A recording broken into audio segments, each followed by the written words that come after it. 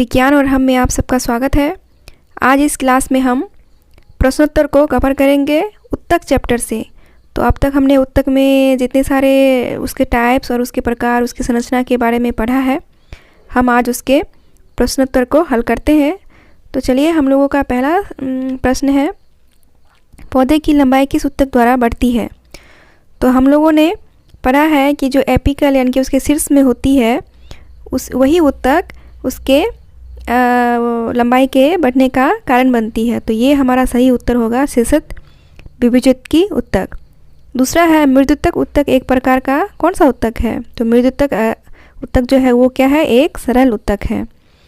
तीसरा क्वेश्चन है, जीवित कोशिकाएं पाई जाती हैं किस में, मृदुत्तक उत्तक या दृढ़ उत्तक में, दृढ़ उत्तक या स्थूल कोण में, मृदुत्तक या स्थूल कोण, या मृदुत्तक, दृढ़ कोण और स्थूल कोण में। तो हमारा इसका सही आंसर है मृदुत्तक और स्थूल कोण में। विभाजन की क्षमता होती है किस में, विभुजोत्की उत्तक में यानी कि कोशिकाओं में, या अस्थायी कोशिकाओं में, या स्रावी कोशिकाओं में, या इनमें सभी में। तो विभाजन की क्षमता होती है विभुजोत्की कोशिकाओं में, और वही विभुजोत्की कोशिकाएं जो होती हैं डिवाइड होकर, वही उत्तक डिवाइड होकर, विभाजित होकर फिर जाके वो अस्थायी उत्तक में कन्वर्ट हो जाती है। किन कोशिकाओं की भित्ति लिग्निन के कारण मोटी हो जाती है। तो लिग्निन हम किस में पाया जाता है, वो पाया जाता है दृढ़ उत्तक में। गैसों का विनिमय यानी कि एक्सचेंज किसके द्वारा होता है। तो गैसों का हम लोगों ने पढ़ा है कि स्टोमाटा के द्वारा होता है। सुबेरिन नामक कार्बनिक पदार्थ जमा रहता है किस में।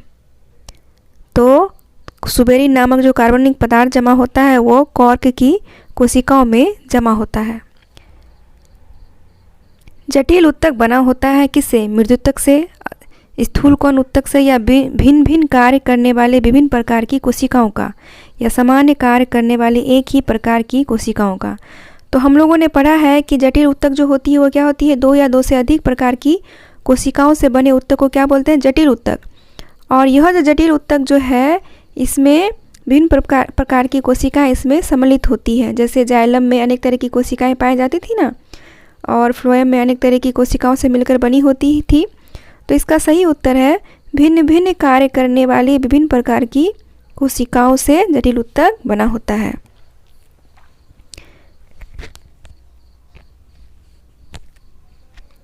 किसके द्वारा मिट्टी से जल और खनिज लवण पत्तियों तक पहुंचाया जाता है।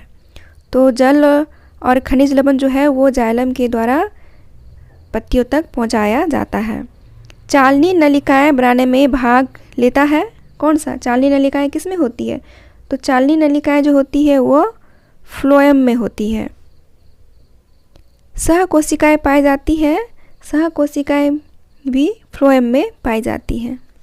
केंद्रक अनुपस्थित रहता है किस में, वयस्क चालनी नलिकाओं में केंद्रक अनुपस्थित रहता है, यानी कि उसमें नहीं पाया जाता है।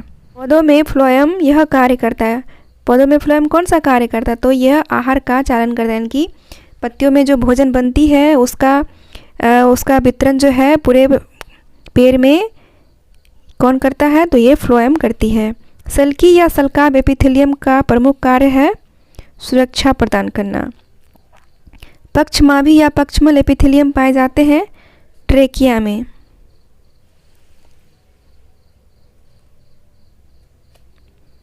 अस्थि है क्या है, अस्थि एक संयोजी उत्तक है। फाइब्रोब्लास्ट कोशिकाएं पाई जाती है, हम लोगों ने पढ़ा है कि एरियुलर उत्तक में ये क्या पाई जाती है, फाइब्रोब्लास्ट कोशिकाएं पाई जाती है।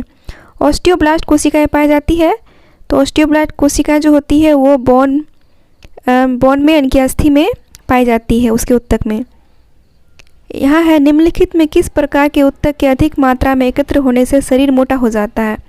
तो एडिपोज यानी कि इसके जमा होने से शरीर में अतिरिक्त वसा जम जाती है, चर्बी जम जाती है, जिसके कारण कि शरीर मोटा हो जाता है। लिगामेंट का निर्माण करता है, तो लिगामेंट का निर्माण करता है पीला तंतुमय उत्तक के द्वारा। अरेखित पेशी होती है क्या, अरेखित पेशी जो होती है वो अनैच्छिक होती है, यानी कि हम उसके अपने अनुसार उसको नहीं कर सकते हैं, वो अपने आप ही होती है। मांसपेशी तथा अस्थियों को जोड़ती है, कौन सा जोड़ती है, तो टेंडन जोड़ती है। मांसपेशियों तथा अस्थियों को कौन जोड़ती है आपस में, टेंडन। रक्त प्लाज्मा में उपस्थित जल का प्रतिशत है 90%। रक्त के थक्का बनने में मदद करते हैं थ्रोम्बोसाइट्स। रक्त के थक्का बनने में कौन मदद करता है? तो थ्रोम्बोसाइट्स। तंत्रिका ऊतक की इकाई है। तंत्रिका ऊतक की तंत्रिका कोशिका को क्या बोलते हैं? न्यूरॉन बोलते हैं। संवेदना का चालन शरीर के एक भाग से दूसरे भाग में होता है तंत्रिका ऊतक के द्वारा। अब हम रिक्त स्थानों की पूर्ति करते हैं। यह नंबर 1 हम लोगों का प्रश्न है कि रिक्त स्थान सरल ऊतक का एक प्रकार है। तो सरल ऊतक का एक प्रकार क्या हो सकता है? तो सरल ऊतक का एक प्रकार मृदुतक होता है। नंबर 2 है हमारा कि डैश ऊतक संरक्षण का कार्य करता है। तो मृदुतक जो है वो संरक्षण का कार्य करता है। नंबर 3 में है विभाजक की कोशिकाओं में क्या भरा हुआ होता है? तो विभाजक की कोशिकाओं में क्या भरा होता है? तो उसमें कोशिका द्रव्य भरा होता है। नंबर 4 है जड़ में रिक्त स्थान है, ऊतक अनुपस्थित रहता है। जड़ में क्या रहता है अनुपस्थित? तो स्थूल कौन ऊतक अनुपस्थित रहता है। अस्थायी ऊतक डैश एवं डैश 2 प्रकार के होते हैं। तो अस्थायी ऊतक जो होते हैं वो सरल और जटिल 2 प्रकार के होते हैं। क्लोरोफिल जो होती है क्लोरोफिल युक्त मृदुतक को खालिस्तान कहते हैं। क्या कहते हैं? तो कोलेरेन्काइमा कहते हैं। नंबर 7 डैश ऊतक कोशिकाएं मृत होती है। कौन सी ऊतक मृत होती है? तो दृढ़ ऊतक जो होती है वो क्या होती है? मृत होती है उसकी कोशिकाएं। रेशेदार पौधों में रिक्त स्थान प्रचुर मात्रा में पाया जाता है। तो क्या पाया जाता है? रेशेदार में दृढ़ ऊतक प्रचुर मात्रा में पाया जाता है। जाइलम एवं फ्लोएम किसका उदाहरण है? किस ऊतक का उदाहरण है? तो जाइलम एवं फ्लोएम जो है वो जटिल ऊतक का उदाहरण है। वाहिनिकाएं एवं वाहिकाएं किसके तत्व हैं? तो वाहिनिकाएं एवं वाहिकाएं जो होती है वह पाई किस में जाती है?